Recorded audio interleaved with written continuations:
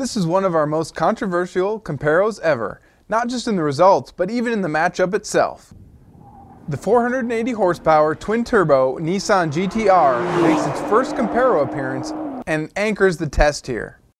Much anticipated and much hyped, the GT-R has lived a long virtual life here in the US in video game form. But now that the real car is here, we struggle to find the right competition.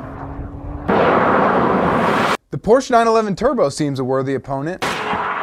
Twin turbos, 480 horsepower, all-wheel drive. Sound familiar? The 911 Turbo was Nissan's benchmark when developing the GT-R. To round out this comparison test, as well as to offer various forum members something to bicker about, we chose one of our favorite cars to drive, the BMW M3 Coupe. No turbos here, a screaming 414 horsepower 4-liter V8 that revs to 8,400 RPMs powers the rear wheels. The 911 brings 45 years of true sports car heritage to this test. Its tactile steering and instant response to driver inputs makes for one precise ride. It takes some finesse to keep the 911 in line, but it will do whatever you tell it to as long as you tell it the right thing. A 0 to 60 time of 3.5 seconds was the best in this group. A flawless red leather interior and great Porsche design throughout screams, "I paid a lot for this car." The as-tested price of $135,000 is enough to buy a GT-R and an M3.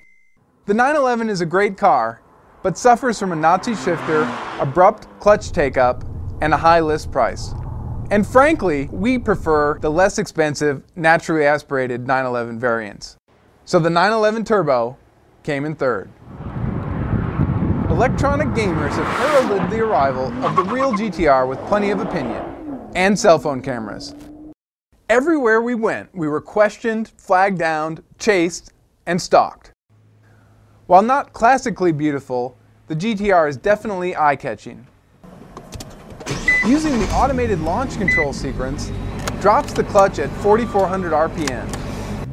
There's a minimal amount of wheel spin as all four wheels hook up and hurl you towards 60 miles per hour in 3.6 seconds. The multi-function gauge display offers 11 separate screens of information in case you get tired of looking at all the road you're swallowing. There's a tremendous amount of technology under the skin, and it's all set up to make this a great track car. On public roads, we found its ride to be somewhat harsh, even in comfort mode. Now don't throw anything at your computer monitor. Despite its superior performance, the GT-R just wasn't as enjoyable to drive as the M3 and came in second. Aside from wild internet chatter that BMW paid us to win, seriously, how does a seemingly conventional daily driver compete with these two supercars? But the M3 is a pretty special car that just happens to be dressed up in street clothes. And in this four-wheel drive group, the BMW is the car that the driver has the most control over. Plus it has perfect front seats, a real back seat and trunk, and overall greater practicality. Its 4.4 second 0 to 60 time is almost a second longer than the Porsche, but the noise from the lusty 4-liter V8 makes up all that difference. It's a sound seldom heard outside of racetracks. The car goes around a track without drama and allows the driver to use it as a precise instrument. The M3 offers an unparalleled mix of hassle-free livability and stunning performance. It's a car that we'd be happy to live with forever.